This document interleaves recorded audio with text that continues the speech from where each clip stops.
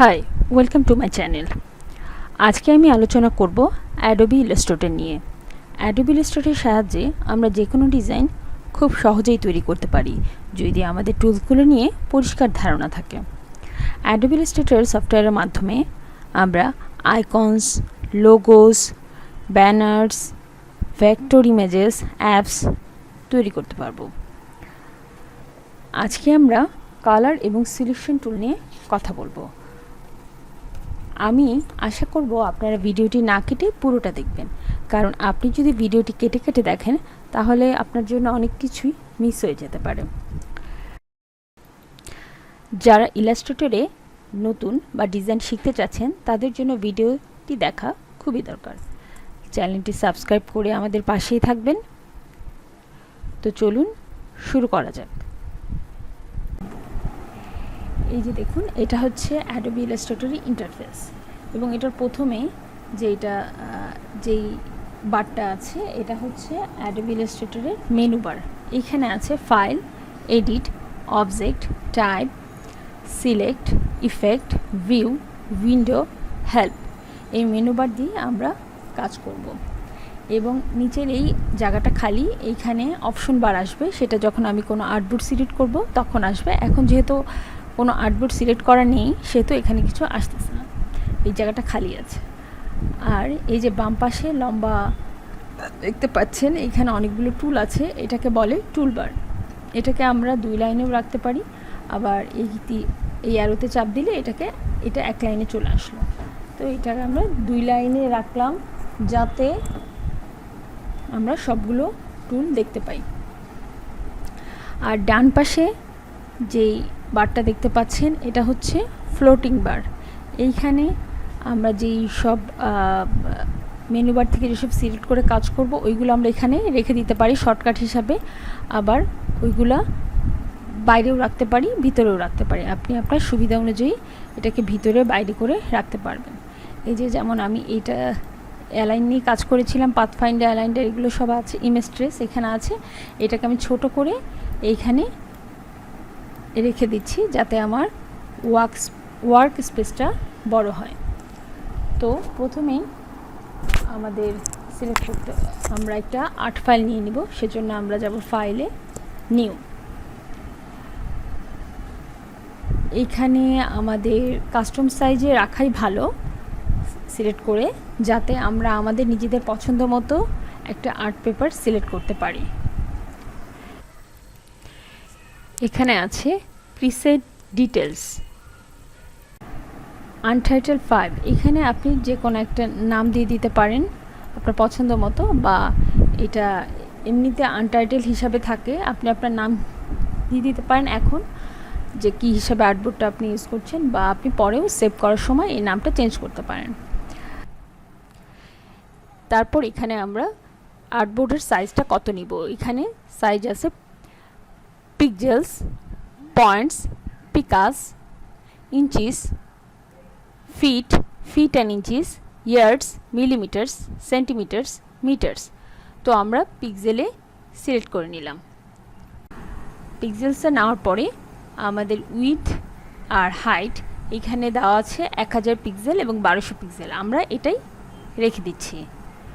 এটা আপনাদের সুবিধা মতো নিতে পারেন। আর্টবোর্ডস আমরা এখানে কতগুলো সিলেক্ট করব, আমি এখানে 6টা, 7টা, 8টা আর্টবোর্ডস সিলেক্ট করতে পারি। এখানে আমি 10টা সিলেক্ট করে আমি ক্রিয়েট করে দেখাচ্ছি কেমন আসে।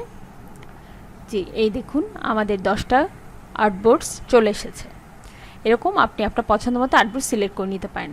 তো আমি এখন এটা আমার দরকার নেই, তো আমি চলে যাচ্ছি আবার ফাইলে, নিউ অপশনে যাচ্ছি।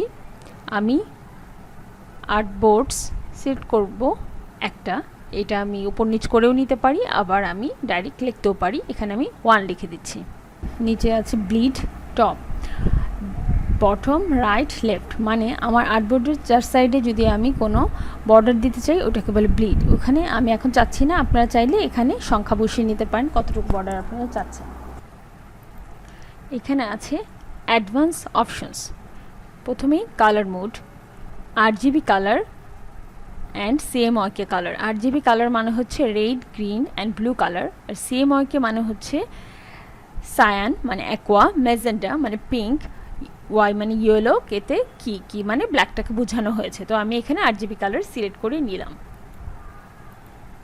এখানে রাস্টার ইফেক্টস আছে, হাই, মিডিয়াম, স্ক্রিন, তো আমি হাই সিলেক্ট করে রাখছি।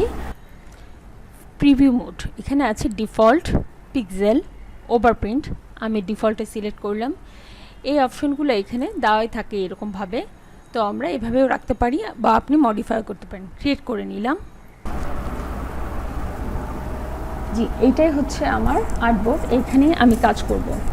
এবং প্রথম যে অংশটা আমার সিলেক্ট করা আছে, যে কালো করা আছে, এটা হচ্ছে আমার সিলেকশন টুল, এবং এটা আপনি কিবোর্ড থেকে শুধু ভি প্রেস করেই এই সিলেকশন টুলটা সিলেক্ট করতে পারেন।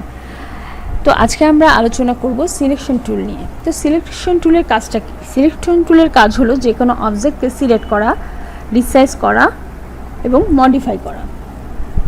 এখানে আর্টবোর্ডে আমরা যে কাজগুলো করব তাদেরকে মডিফাই, রিসাইজ এবং সিলেক্ট করার জন্য আমরা এই সিলেকশন টুলটা ইউজ করব। তো আপনাদের সিলেকশন টুলের ইউজ দেখানোর জন্য প্রথমে আমরা এখানে সবচেয়ে জনপ্রিয় যে টুলটা রেক্ট্যাঙ্গেল টুল, এটা নিয়ে নিচ্ছি। এই যে আমরা এখানে একটা রেক্ট্যাঙ্গেল টুল আঁকলাম। এখন আমাদের সিলেকশন টুলের কাজটা আমরা দেখাবো। সিলেকশন টুলের কাজটা কি? আমি এই রেক্ট্যাঙ্গেলকে যে কোনো জায়গায় আমার সুবিধা মতো আমি এটাকে সরাতে পারবো, মুভ করাতে পারবো। যে কোনো জায়গায় মুভ করানোর জন্য আমাদের সিলেকশন টুলটা দরকার হবে। আমি যদি এই রেক্ট্যাঙ্গেলটাকে ছোট বড় করতে চাই, সেই জন্য আমাদের সিলেকশন টুলটা প্রয়োজন। এটাকে আমি যে কোনো সাইজ দেওয়ার জন্য আমার সিলেকশন টুলটা খুবই দরকার। আমি যদি এই রেক্ট্যাঙ্গেলটাকে স্কোয়ার বানাতে চাই, তো আমি শিফট চেপে এটাকে যদি যদি আমি রেক্ট্যাঙ্গেল টুল আঁকি, শিফট চেপে এই দেখুন স্কোয়ার হয়ে গেল। এবং এইগুলাকে এখন আমার একটা আছে স্কোয়ার আর একটা আছে রেক্ট্যাঙ্গেল। এখন আমি যদি গ্রুপ সিলেকশন করতে চাই, যে আমি দুইটাকেই সিলেক্ট করব, এটা আমি সিলেকশন টুল দিয়ে করতে পারি।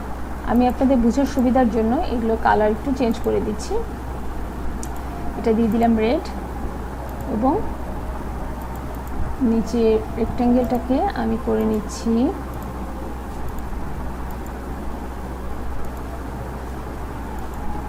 ব্লু। তো আমি যদি দুইটা একসাথে গ্রুপ সিলেকশন করতে চাই, এই যে আমি সিলেক্ট করতে পারবো, এবং এই দুটোকে আমি মুভ করতে পারবো। আবার দেখুন সিলেকশন টুলের আরেকটা কাজ, আমি এটা সিলেকশন স্কোয়ারটা সোজা হয়ে আছে, আমি যদি চাই এটাকে আমি যে কোনোভাবেই, যেমন এই এখন আমি 45 অ্যাঙ্গেলে এটাকে ঘুরিয়ে ফেললাম।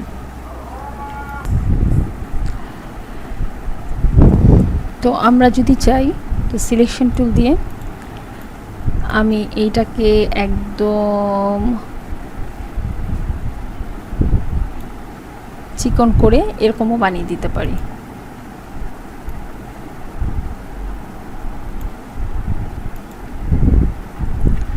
বা এটাকে যদি আমি চাই যে ছোট করব, ছোটও করতে পারি। এটাকে আমি যে কোনো অ্যাঙ্গেলে সিলেকশন টুল দিয়ে, যে আমাদের কাজের সুবিধার্থে আমি যে কোনোভাবেই এটাকে ঘোরাতে পারি।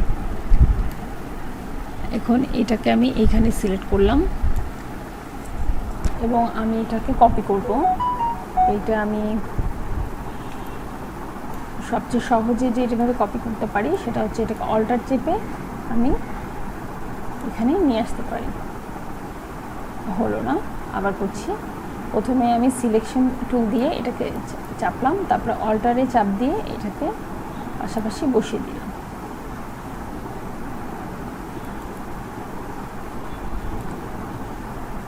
এখন আমি যদি কন্ট্রোল ডি চাপি, তো এটা আমার কপি হয়ে গেল।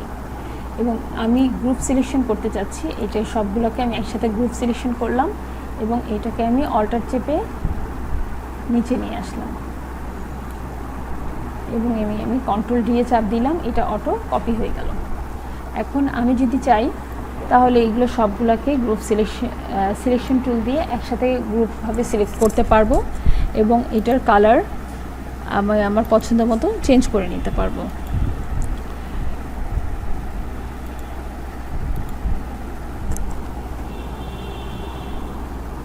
এটাকে বলে ফিল কালার। আমি যে কালারটা চেঞ্জ করলাম, এই যে ভিতরের কালারটা চেঞ্জ হলো, এটা হচ্ছে আমার ফিল কালার। এবং আমি যদি চাই যে আমি গ্রুপভাবে ফিল করব না, আমি সিঙ্গেল বক্স সিলেক্ট করে কালারটা ফিল করব, তো আমি সেটাও করতে পারবো।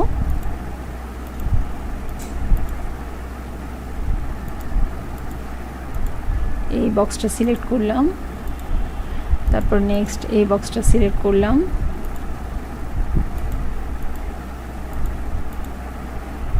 নেক্সট এই বক্সটা সিলেক্ট করলাম। এভাবে আমি বক্সগুলো সিলেক্ট করতে পারবো।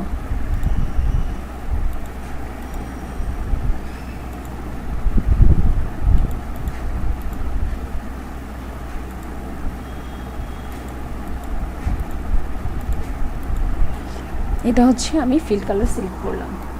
এইটাই হচ্ছে আমার সিলেকশন টুলের কাজ। এখানে আমি অর্ধেকে সিলেক্ট করতে পারি, বা আমি সিলেকশন টুল দিয়ে এই পুরোগুলো আমি সিলেক্ট করতে পারি। আমি সব ডিলিট করে দিলাম। এই যে আমরা যে এই যে একটা বক্স নিলাম, এটা হচ্ছে আমার, এবং এইটার ভিতরে যে কালার, এই কালারটাকে আপনার বলে ফিল কালার। এই যে ফিল, এটা আমি কিবোর্ডের এক্স চেপেও ফিল করতে পারবো, আবার এখান থেকে নিয়েও কালার করতে পারবো। আমি উপর থেকেও কালারটা ফিল করতে পারবো। আবার যদি আমি এই ফিলের এখানে দুইবার ক্লিক করি মাউসের, তো আমি এখান থেকে সিলেক্ট করেও আমি কালারটা চেঞ্জ করতে পারবো। এই যে কালারটা চেঞ্জ হয়ে গেল। আমরা এইভাবে কালারগুলো চেঞ্জ করতে পারি। আর ফিলের নিচে এই পাশে বাম পাশে যেটা আছে, এটা ছিল ফিল, আর এটা হচ্ছে স্ট্রোক। স্ট্রোক কোনটাকে বলে? স্ট্রোক হচ্ছে আমার এই বক্সের যে সাইডে চারপাশে যে বর্ডারটা, এইটাকে বলা হয় স্ট্রোক। এই স্ট্রোক কালারটা আমরা এখান থেকেও চেঞ্জ করতে পারবো। যেমন আমার এইখানে স্ট্রোকের কালারটা, আমি এইটা যদি উপরে দিই, তখন আমি কালারটা চেঞ্জ করলে স্ট্রোকের কালার চেঞ্জ হয়ে যাবে। আবার এই উপর থেকেও আমি স্ট্রোক কালারটা চেঞ্জ করতে পারবো। এখন এইখানে স্ট্রোকের সাইজটা কত, এই যে স্ট্রোকের সাইজটা কত, 1 pt। এখন এই স্ট্রোকের সাইজটা আমি বাড়াতে পারি। যেমন এই যে আমি স্ট্রোকের সাইজটা বাড়িয়ে দিলাম, 30 করে দিলাম। এই যে দেখুন, এই যে এখন আমরা বুঝতে পারছি এটাই হচ্ছে আমার স্ট্রোক। যেমন স্ট্রোকের কালারটা আপনি যে কোনো কালারেই কম্বিনেশনে আপনি চেঞ্জ করতে পারবেন। এই যে স্ট্রোকের কালারটা চেঞ্জ হয়ে গেল। তাহলে আজকে আমরা কি শিখলাম? আজকে আমরা শিখলাম fill colour, stroke colour, stroke কীভাবে বাড়াবো কমাবো, আর শিখলাম সিলেকশন টুল। সিলেকশন টুল দিয়ে আমরা কিভাবে কাজ করব।